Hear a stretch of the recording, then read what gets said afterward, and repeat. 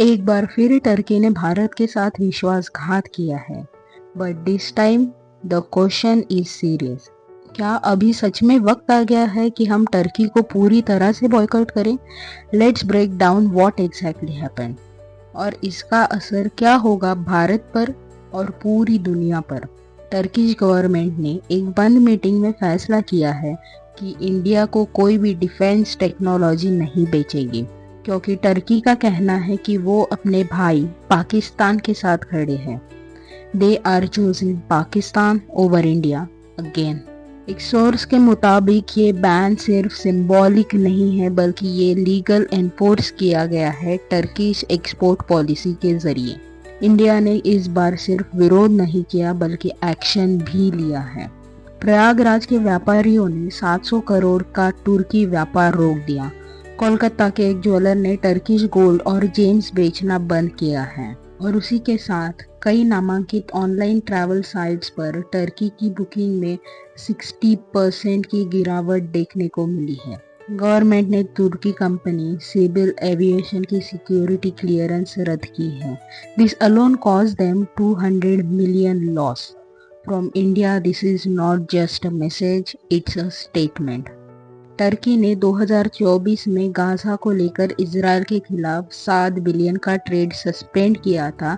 बात की थी इंसानियत की, पर जब भारत पर हमला हुआ है, they stood with Pakistan, the country that exporting terrorism into India. आपको ये जानकर हैरानी हो सकती है, लेकिन टर्की ने पहले भी अपने पड़ोसी देशों के साथ रिश्ते बिगाड़े हैं और इसके नतीजे उन्हें भुगतने पड़े हैं। एक बड़ा उदाहरण है 2018 का टर्की और इजरायल के बीच रिश्ता।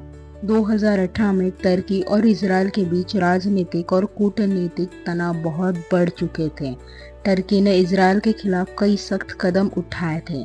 इस वजह से दोनों देशों के बीच ट्रेड में भारी गिरावट आई थी।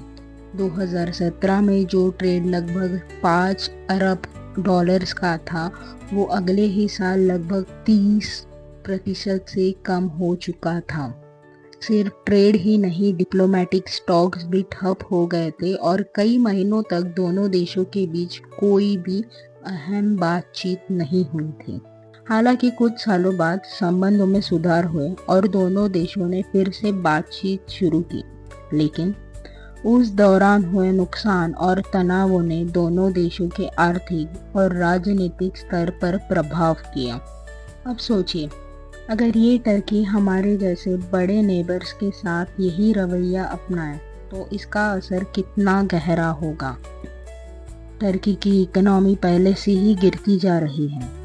Tourism are down, students are pulling out their exchange program, and Indian e-commerce giants are pulling Turkish brand over their sleeves. Your one decision can ruin your economy when you ignore your global partners. अब सवाल ये है कि क्या ये बहिष्कार अस्थायी होना चाहिए या स्थायी?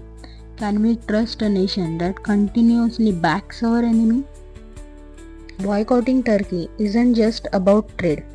It's about national pride, global respect, and choosing who